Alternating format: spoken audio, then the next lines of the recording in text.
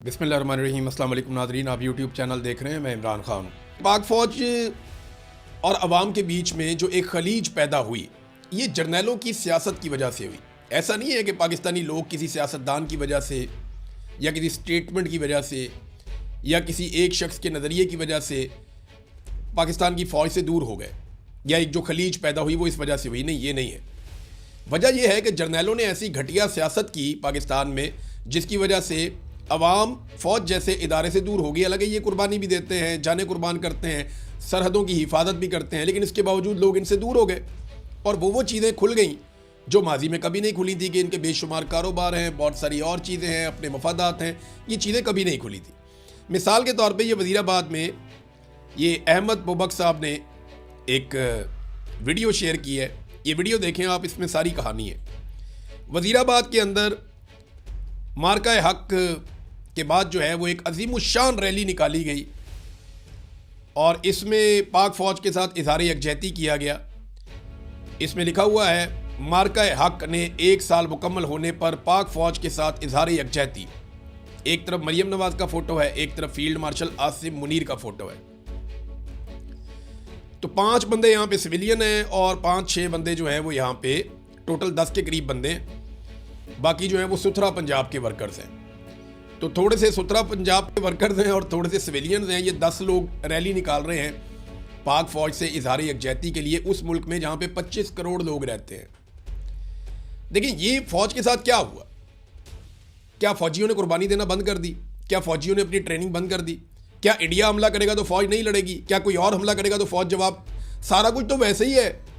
असल में जर्नैलों ने जो कुछ पाकिस्तान की अवाम के साथ कर दिया, उसकी वजह से जर्नैल जिस इदारे से ताल्लुक़ रखते थे उस इदारे से अवाम मुतनफ़र हो गई और दूर हो गई। ये पाकिस्तान की फ़ौज को सोचना पड़ेगा कि फ़ायदा ले जाते हैं चंद जर्नैल।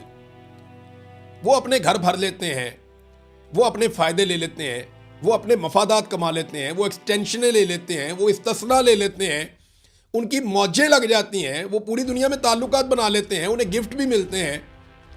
लेकिन बतौर इदारा फ़ौज को क्या मिलता है? ये तो फ़ौज को सोचना पड़ेगा कि जब तक वो सियासत में मुदाखलत करते रहेंगे वो गैर मकबूल होते रहेंगे, अवाम उनसे दूर होती चली जाएगी, जैसा कि ये आप देख रहे हैं। एक और मिसाल आपको मैं देता हूँ। ये ISPR ने नगमा जारी किया आज से 6 दिन पहले। मुझे अच्छी तरह याद है, ISPR का नगमा आता था ना तो 24 घंटे के अंदर 2-3 मिलियन लोग उसको देख लेते थे। यानी 50-60-70 लाख लोगों का देखना मसला ही कोई नहीं होता था। अब ये 6 दिन से नगमा लगा हुआ है ISPR का सोशल मीडिया पे और ये को 50,000 लोगों ने देखा है। 6 दिन हो गए इस नगमे को लगे हुए ISPR के अपने ऑफिशियल चैनल के ऊपर। आप अंदाज़ा करें कि इसके जो ऑफिशियल चैनल है 6.5 मिलियन इसके सब्सक्राइबर्स हैं, 6.5 मिलियन। और 1 लाख लोगों ने भी इस नगमे को नहीं सुना, इसको नहीं देखा। हालांकि इनको तो फायरवॉल भी नहीं लगता। हमें तो चलो पाकिस्तान में फायरवॉल लग जाता है। मोबाइल फ़ोन कंपनियों को इन्होंने कहा हुआ है कि रोको इनकी वीडियोस को, मुख्तलिफ तरीके इन्होंने बनाए हुए हैं, हमारी वीडियोस को रोकते हैं, रिस्ट्रिक्शंस लगाते हैं, कोई बात नहीं। लेकिन ISPR की वीडियोस को तो कोई नहीं रोकता ना। तो 50,000 तक ये सोचना पड़ेगा पाकिस्तान की फ़ौज को कि लोगों को पाकिस्तान की फ़ौज से दूर करने के लिए जिम्मेदार कौन है? पाकिस्तानी तो इसके लिए जिम्मेदार नहीं है, पाकिस्तानी तो सीधे सीधे लोग हैं। ये वो जर्नैल जिम्मेदार हैं जिन्होंने इदारे को इस्तेमाल किया है। बहरहाल सोचेंगे जितनी जल्दी उतना अच्छा है। डोनाल्ड ट्रंप ने एक मरतबा फिर बड़ी खौफनाक धमकी लगाई। डोनाल्ड ट्रंप ने कहा जी कि अगर ईरान ने डील ना की और जंगबंदी ख़त्म हुई तो ईरान में से एक बहुत बड़ा शोला निकलता हुआ देखेंगे आप। अब इतना बड़ा शोला तो एटम बम का ही निकलता है।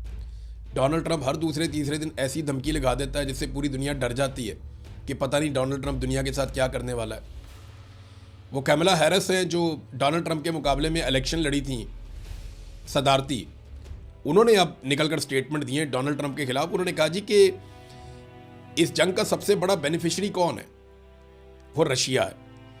इस मसले की वजह से जो ट्रंप ने किया है और इसने रूस के ऊपर से पाबंदियां उठा दी, अब रशिया पैसे कमा रहा है। आपको मालूम है इसका मतलब क्या है? रूस ये पैसे किसी सूरत नहीं कमा सकता था अगर डोनाल्ड ट्रंप ये सब ना करता। तो मैं ट्रंप को बेवकूफ़ कहकर उसे फ़ायदा नहीं देना चाहूँगी। वो ख़तरनाक है और बहुत ख़तरनाक है। अमरीकी सिक्योरिटी और खुशहाली दाव पर लगी हुई है और वो उसका इन्हिसार इस बात पे है कि डोनाल्ड ट्रंप क्या करता है और डोनाल्ड ट्रंप क्या नहीं करता, इसके ऊपर उस बात का इन्हिसार है। डोनाल्ड ट्रंप ने दूसरी जंग अजीम के बाद किसी भी पार्टी से ताल्लुक हो, किसी भी अमेरिकी सदर का, चाहे वो डेमोक्रेट है चाहे वो रिपब्लिकन है, अमेरिका का वो पहला सदर है दूसरी जंग अजीम के बाद जिन्होंने अपने इत्तेहादियों के साथ अमेरिकी ताल्लुकात की अहमियत का मजाक उड़ाया, यानी अमेरिकन के ताल्लुकात ख़राब कर दिए इत्तेहादियों के साथ। उन्होंने कहा हम सफारतकारी से बहुत कुछ हासिल कर सकते थे, ग्रीनलैंड भी हासिल कर सकते थे, मगर जो डोनाल्ड ट्रंप ने किया वो ख़तरनाक है। ये पहला सदर है जिसने हमारे इत्तेहादियों से ताल्लुकात बिगाड़ दिए हैं, उनकी तौहीन की है, उन पर उंगलियां उठाई हैं, उनके साथ बदतमीजी की है और उनके नाम बिगाड़े हैं। ये डोनाल्ड ट्रंप ने किया है। फिर उन्होंने कहा जी अमेरिका अब पहले से ज़्यादा नाकाबिले भरोसा हो चुका है, हम अपने दोस्तों के लिए गैर मोतबर हो चुके हैं, बतौर दोस्त नाकाबिले एतबार हो गए हैं और इसी बिना पर हम अपना असर रसूख भी खो चुके हैं। पाक फौज और अवाम के बीच में जो एक खलीज पैदा हुई, ये जर्नैलों की सियासत की वजह से हुई। ऐसा नहीं है कि पाकिस्तानी लोग किसी सियासतदान की वजह से या किसी स्टेटमेंट की वजह से या किसी एक शख्स के नज़रिए की वजह से पाकिस्तान की फ़ौज से दूर हो गए या एक जो खलीज पैदा हुई वो इस वजह से हुई। नहीं, ये नहीं है। वजह यह है कि जर्नैलों ने ऐसी घटिया सियासत की पाकिस्तान में जिसकी वजह से अवाम फ़ौज जैसे इदारे से दूर हो गई। हालांकि ये कुर्बानी भी देते हैं, जाने कुर्बान करते हैं, सरहदों की हिफाजत भी करते हैं, लेकिन इसके बावजूद लोग इनसे दूर हो गए और वो चीज़ें खुल गई जो माजी में कभी नहीं खुली थी कि इनके बेशुमार कारोबार हैं, बहुत सारी और चीज़ें हैं, अपने मफादात हैं, ये चीज़ें कभी नहीं खुली थी। मिसाल के तौर पे ये वज़ीराबाद में ये अहमद बुबक साहब ने एक वीडियो शेयर की है। ये वीडियो देखें आप, इसमें सारी कहानी है। वज़ीराबाद के अंदर मार्का हक के बाद जो है वो एक अजीमुशान रैली निकाली गई और इसमें पाक फ़ौज के साथ इज़हार यकजहती किया गया। इसमें लिखा हुआ है मार्का हक ने 1 साल मुकम्मल होने पर पाक फ़ौज के साथ इज़हार यकजहती। एक तरफ मरियम नवाज का फ़ोटो है, एक तरफ फील्ड मार्शल आसिम मुनीर का फ़ोटो है। तो 5 बंदे यहाँ पे सिविलियन हैं और 5-6 बंदे जो हैं वो यहाँ पे टोटल 10 के करीब बंदे, बाकी जो हैं वो सुथरा पंजाब के वर्कर्स हैं। तो थोड़े से सुथरा पंजाब के वर्कर्स हैं और थोड़े से सिविलियंस हैं। ये 10 लोग रैली निकाल रहे हैं पाक फ़ौज से इज़हार यकजहती के लिए उस मुल्क में जहाँ पे 25 करोड़ लोग रहते हैं। देखिए ये फ़ौज के साथ क्या हुआ? क्या फ़ौजियों ने कुर्बानी देना बंद कर दी? क्या फ़ौजियों ने अपनी ट्रेनिंग बंद कर दी? क्या इंडिया हमला करेगा तो फ़ौज नहीं लड़ेगी? क्या कोई और हमला करेगा तो फ़ौज जवाब? सारा कुछ तो वैसे ही है। असल में जर्नैलों ने जो कुछ पाकिस्तान की अवाम के साथ कर दिया, उसकी वजह से जर्नैल जिस इदारे से ताल्लुक़ रखते थे उस इदारे से अवाम मुतनफ़र हो गई और दूर हो गई।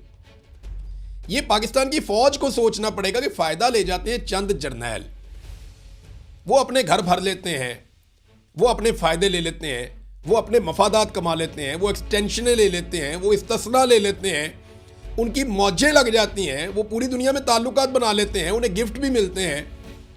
लेकिन बतौर इदारा फ़ौज को क्या मिलता है? ये तो फ़ौज को सोचना पड़ेगा कि जब तक वो सियासत में मुदाखलत करते रहेंगे वो गैर मकबूल होते रहेंगे, अवाम उनसे दूर होती चली जाएगी, जैसा कि ये आप देख रहे हैं। अब तक के लिए इतना ही। अपना ख्याल रखिएगा, अपने इस चैनल का भी। अल्लाह हाफ़िज़।